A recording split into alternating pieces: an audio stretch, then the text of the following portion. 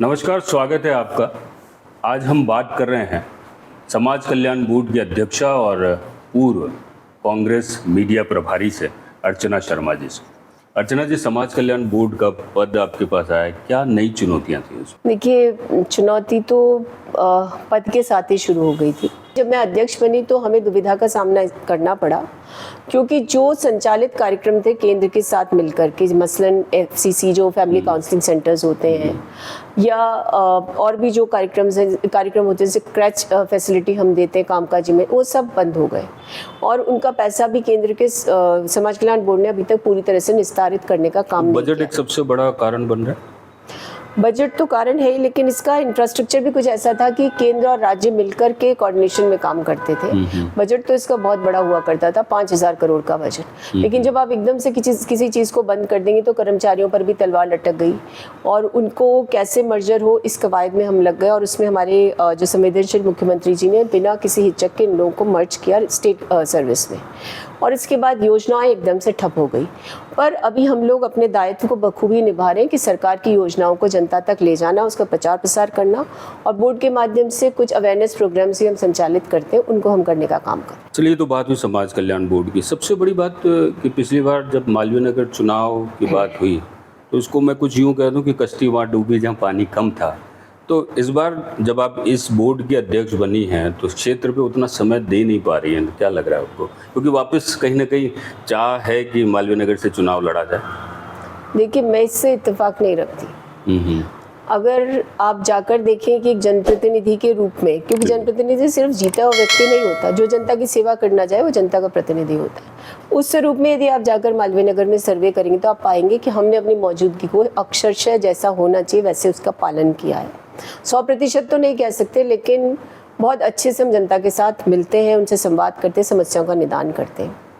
और इसका गवाह तो विधानसभा का वो सत्र था जब यहाँ के क्षेत्रीय विधायक ने एक प्रश्न उठाया विधानसभा के पटल पे कि मालवीय नगर में एक पैसे का काम नहीं हुआ। तो हमारे स्वास्थ्य शासन मंत्री ने उनके कान के कीड़े झाड़े और उन्हें बताया कि 1400 करोड़ के काम मालवीय नगर विधानसभा क्षेत्र में हो रहे हैं। ऐसे ऐसे काम हो रहे हैं जिसकी सोच या जिसके बारे में सोचना भी यहाँ की जनता शायद सोचती थी कि शायद नहीं कर पाएंगे, क्योंकि यहाँ के विधायक उसमें रुचि नहीं लेते थे। WTP का नाला, उसके सौंदर्यन की बात हो, महेश नगर से सुरेश फार्म को जोड़ने की पुलिया की बात हो, सड़कों का जाल बिछाने की बात हो, अभी 25 करोड़ की सड़कों का निर्माण अभी शेष बचा है, जिसकी स्वीकृति मालवीय नगर विधानसभा क्षेत्र के लिए हुई है।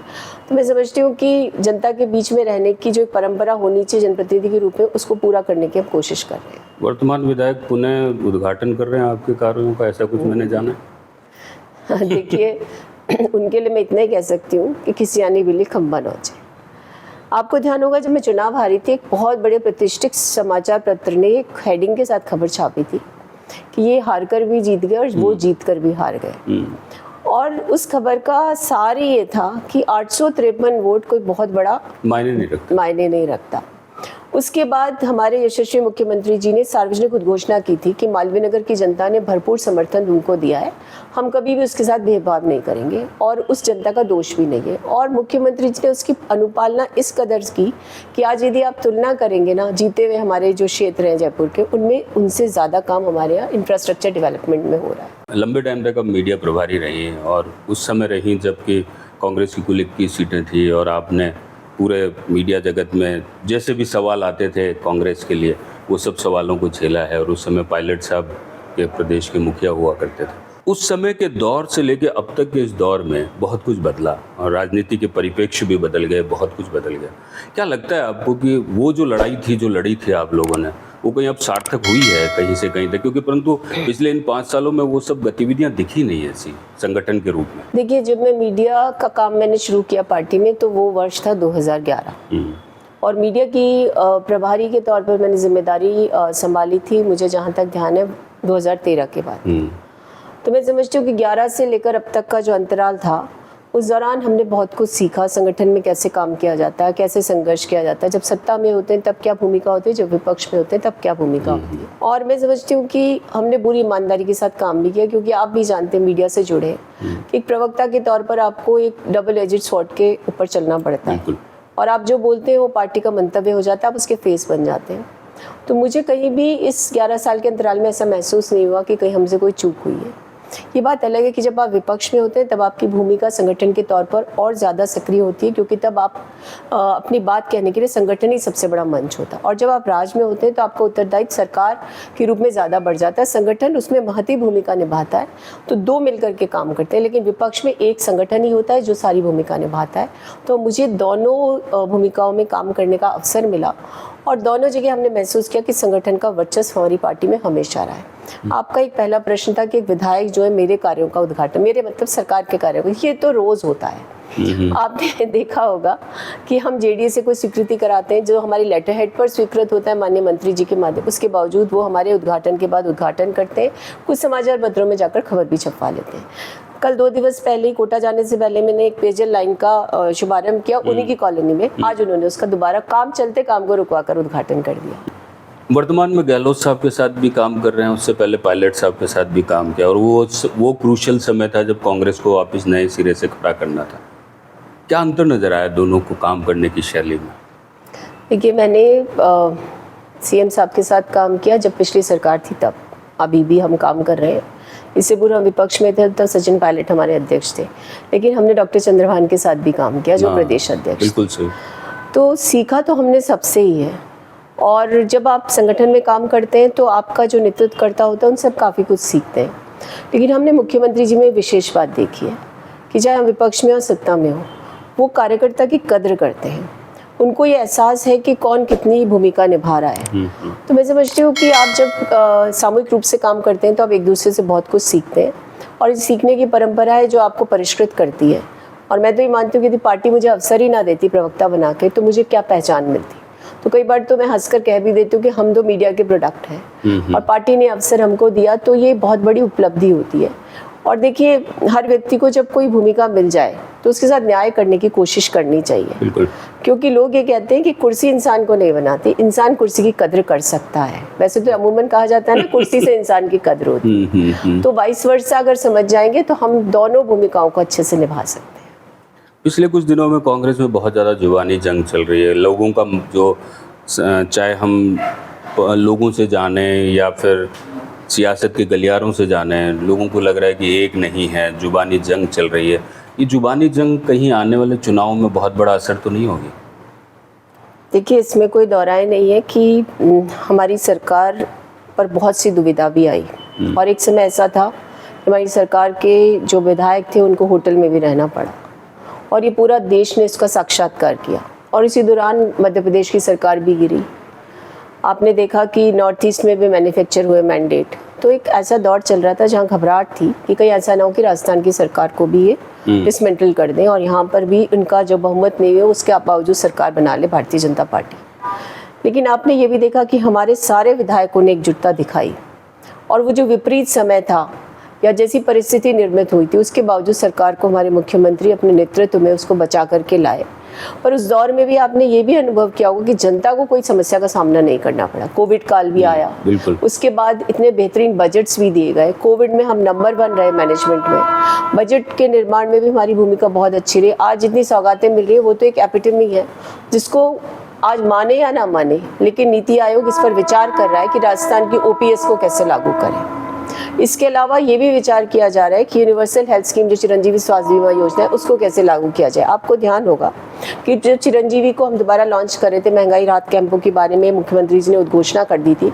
उसी दौरान प्रधानमंत्री जी ने महिलाओं को लेकर सर्वाइकल कैंसर के बारे में 5 करोड़ की कोई बात कही, मुझे एग्जैक्टली उसका फिगर नहीं पता। तो ये तभी संभव होता है जब आपके सामने चुनौती होती है। तो राजस्थान आज भारतीय जनता पार्टी के केंद्र के नेतृत्व के सामने चुनौती के रूप में प्रस्तुत हुआ है। सरकार बचाने के साथ साथ जनता के साथ कैसा व्यवहार होना चाहिए, कैसे जनादेश का सम्मान होना चाहिए, कैसे सौगातें दी जानी चाहिए, ये सब हम लोगों ने बहुत प्रतिमान के रूप में स्थापित किए। एक तरफ बीजेपी के लिए आक्षेप था कि सरकार गिराने की कोशिश की गई, एक तरफ मुख्यमंत्री जी ये कह रहे हैं कि वसुंधरा जी ने मेरी सरकार बचाई। तो ये वाइस वर्सा कैसे, समझ में नहीं आया। देखिए, जो मुख्यमंत्री जी ने वक्तव्य दिया उसकी दो तरीके से आप समझिए। एक तो एक प्रदेश का मुखिया एक सार्वजनिक मंच से कहे कि ऐसी ऐसी कवायद हुई थी, तो ये इनपुट के आधार पर होता है। तो वो झूठ तो बोल नहीं रहे, उनके पास इनपुट था।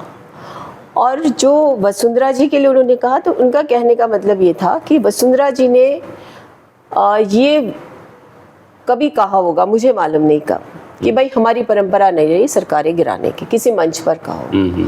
तो उसी को दोहराया उन्होंने। तो देखिए, जब हम किसी मीटिंग को एड्रेस करते हैं और जब हम एड्रेस करते हुए समसामयिक विषयों पर बोलते हैं तो ये बातें आ जाती हैं। अब जब बात आती है तो उसको तूल देना उचित नहीं है, उसके पीछे के सार को समझना चाहिए। आपने भी अनुभव किया होगा कि आजकल पोस्ट ट्रुथ का जमाना आ गया। आजकल क्या, सच्चाई पर पर्दा डाल करके और भ्रम फैलाने की नीति ज्यादा हो गई। तो लोग सच्चाई जानते हैं लेकिन उसका इंटरप्रिटेशन गलत करते हैं। और मैं समझती हूँ सार्वजनिक जीवन तो इंटरप्रिटेशन का ही जरिया होता है या मंच होता है। राजनीति उसका सबसे बड़ा खेल है। जी, राजनीति में आप इंटरप्रेट कर लेते हैं कुछ भी और उसके आधार पर बयानबाजी हो जाती है। तो मैं तो सिर्फ इतना ही कह सकती हूँ कि ये सच है, राजस्थान में दुविधा आई थी। राजनीतिक गलियारों में एक बात निकल कर आती है कि क्या पायलट साहब अगर नहीं जोड़ते हैं इस चुनाव में तो जो एक बेल्ट कही जाती है उनके पिता द्वारा जो बनाई गई बेल्ट है, सवाई माधोपुर बाकी बेल्ट है दौसा वाली, यहाँ से कांग्रेस का प्रभुत्व कम होता नजर आएगा, ऐसा लगता है आपको, या नहीं जो है वैसे ही चलेगा? देखिए, पार्टी से बड़ा कोई नहीं होता, इतना तो मैं समझती हूँ। और जिस प्रकार से कांग्रेस की सरकार ने काम किया है, ये जो महंगाई राहत कैंप चल रहे हैं, इनमें आप जाकर देखिए, जनता के मन को समझ पाएंगे, इनके मंतव्य को समझेंगे। आज आप जिस सौगात सरकार दे रही है, इससे 5-6 हज़ार की रियायत प्रति परिवार मिलने वाली है। और 2 योजनाओं का तो लाभार्थी हर व्यक्ति, राजस्थान का हर नागरिक, एक तो 100 यूनिट बिजली और चिरंजीवी स्वास्थ्य बीमा योजना।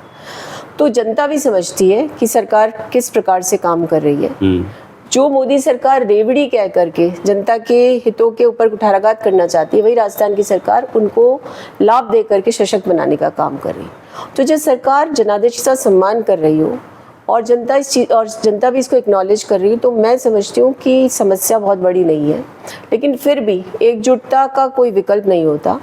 पार्टी के हर निष्ठावान व्यक्ति को एकजुट होकर पार्टी के लिए काम करना चाहिए। आपने महंगाई राहत कैंप की बात की और आप देख भी रहे हैं, कोटा की प्रभारी भी हैं आप, सारी चीज़ें। आपको नहीं लगता कि चुनावी साल में महंगाई राहत कैंप लाना क्या एक वापस जनता को उस तरफ मोड़ने की बात है कि वाकई में, क्योंकि इन पिछले 4 सालों में भी ये चीज़ हो सकती थी, महंगाई से राहत दिलाई जा सकती थी। देखिए, महंगाई से राहत दिलाने के लिए तो सरकार शुरू से ही काम कर रही है। आपने यदि हमारे हर बजट को देखा तो कहीं ना कहीं कोई रियायत दी गई।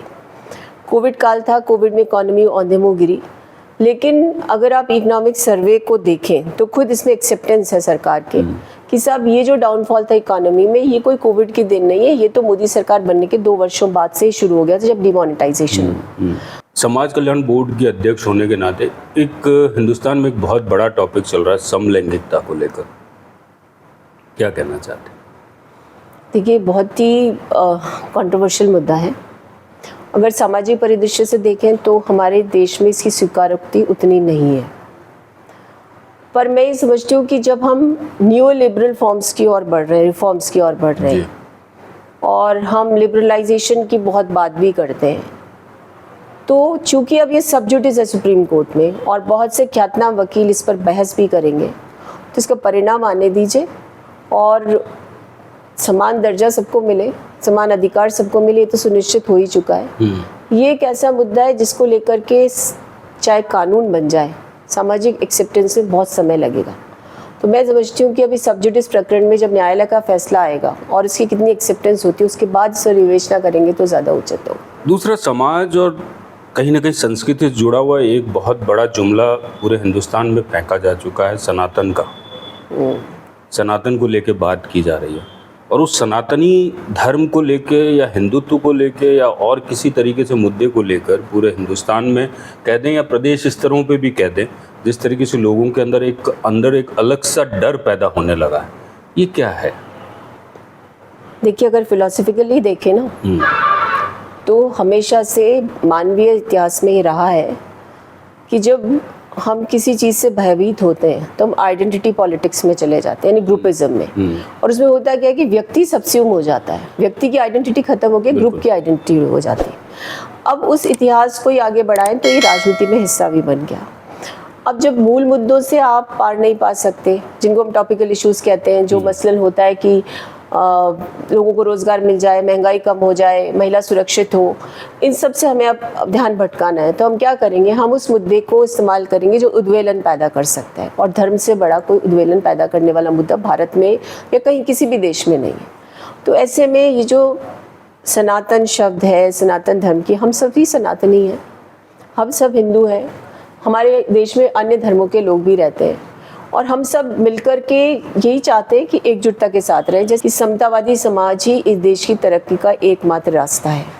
हम जब कोटा में थे तो हम एक महंत से मिले, तो उन्होंने कहा कि देखो भाई, अब मैं तो डरता हूँ बोलने से, कि सच्चाई है, जय श्री राम जब बोला जाता था तो युद्ध की उद्घोषणा होती थी या अग्रेसिव जेस्चर होता था, लेकिन यदि किसी के मन को जीतना है तो हम राम राम करते तो कहते थे जय सिया राम। अब ये अंतर देश की जनता को समझाना पड़ेगा, और जब हम समझाने की कोशिश करते हैं तो इसे सनातन धर्म का विरोधी करार दे देते हैं। ये बड़ी मुश्किल हो गई। तो क्या लगता है, केवल एक भटकाने के लिए या राजनीति को नए तरीके से मोड़ देने के लिए ये सारी चीज़ की जा रही है? देखिए, ये ना वैश्विक प्रक्रिया हो गई, राइट विंग स्विंग। अगर स्पेन में हिटलर की पार्टी जीत जाती है तो किसको दोष देंगे हम? अगर अमेरिका जैसा देश अबॉर्शन पर एक ऐसा कानून लाने का काम करता है जो महिला विरोधी हो, या यूँ कह दीजिए कि रेसिज्म इतना बढ़ जाता है कि यूके में अभी जो कोरोनेशन हो रहा है उनका हुआ प्रिंस चार्ल्स का, तो जनता में कोई उत्साह नहीं था। लेकिन वहाँ पर भी डाइवर्सिटी प्रस्तुत करने की कोशिश की उन्होंने, कि महिला को कहा मशाल उठा लो, या जो उनके पुत्र की पत्नी है मेगन, जो फिल्म स्टार है अमेरिका की, उसकी उपस्थिति वहाँ नहीं थी। तो ये संकुचित मानसिकता की परिणति है, और मैं समझती हूँ कि जब इतना संकुचन हो जाए, पेरियोकल माइंडसेट हो जाए, तो ये पूरी जगह रिफ्लेक्शन विश्व भर में देखने को मिल रहा है। और इसका दंश कौन झेल रहा है वो आप समझ लीजिए, वो युवा आबादी, जिसे हम डेमोग्राफिक डिविडेंड कहते हैं। उसको, उसके साथ न्याय नहीं कर सकते, उसके एस्पिरेशंस को पूरा नहीं कर सकते, तो ऐसी चीज़ों को फैला करके और उसकी जो एनर्जी है उसका दुरुपयोग करने का काम कर रहे हैं। अंतिम सवाल पे आ जाता हूँ। आने वाला चुनाव मुहाने पे खड़ा है, कांग्रेस के अंदर बहुत सारी चीज़ें कहीं हुआफो पे है, परंतु क्या वापस लगता है कि इस बार चुनाव परंपरा टूटेगी राजस्थान की और कांग्रेस वापस स्थापित होगी? देखिए, दुविधा तो हर पार्टी में है, और अगर राजस्थान की परिदृश्य में बात करें तो बीजेपी में 1 नहीं, 2 नहीं, 3 नहीं, 4, 5, 6 अनगिनत लीडरशिप के क्लेम्स हो रहे हैं। हमारी पार्टी में समस्या है, कोई दोहराए नहीं इसमें, लेकिन हमारी पार्टी की एक प्लस पॉइंट है कि हम लोग अपनी विचारधारा से समझौता नहीं करते, और हमारे पास अचूक अस्त्र है जनता की सेवा, जो हमने 4.5 साल की है, और अब 5 साल में राहत महंगाई कैंप के माध्यम से जनता के बीच में जो हम पहुंच रहे हैं, ये सब हमें जनता का विश्वास दिलाने का काम करेगा। अब हमारी कोशिश यही रहेगी कि जो रवायत रही है कि एक बार दूसरी पार्टी, दूसरी बार दूसरी पार्टी, वो परंपरा हम बदल दें। और जनता भी ये समझती है कि यदि कांग्रेस की सरकार नहीं बनेगी तो ये जो कैंप से गारंटी दी जा रही है, इनको 1 मिनट में ये बंद कर देंगे। और जनता को गारंटी चाहिए, विश्वास चाहिए, उसका अधिकार चाहिए, वो सिर्फ कांग्रेस सुनिश्चित कर सकती है। चुनाव लड़ने का पूरा मानसिकता है? बिल्कुल, चुनाव लड़ेंगे और इस बार जीतेंगे। वही सीट, वही जगह? जी, सबसे चुनौतीपूर्ण सीट है, लेकिन इस बार चुनाव जीत करके और ये बताएंगे कि जनता किसी विचारधारा के गुलाम नहीं, जनता काम के आधार पर जनता का विश्वास जीता जा सकता है। और मालवीय नगर की जनता इस बार मानस बना चुकी है कि जो काम कर रहा है, जिसने हमारा साथ दिया, उसका साथ हम देंगे। चलिए, अर्चना जी से बात हुई, बहुत सारी बेबाकी से बात करी, बहुत सारे सवालों में उलझाने की कोशिश करी, पर उन्होंने अपने तरीके से अपने शब्दों के संगठन से बाहर निकलने की कोशिश करी और बखूबी निकल भी गई। चलिए, बात अपनी तरीके से है, अपने तरीके से रखी गई, परंतु जिस तरीके से कॉन्फिडेंस के साथ बात की गई कि नहीं, कांग्रेस ने अपने ज़मीनी स्तर पे बहुत कुछ काम किया है और उस ज़मीनी स्तर पे किए गए कामों का फल उन्हें ज़रूर मिलेगा। देखते रहिए लैंप पोस्ट। धन्यवाद।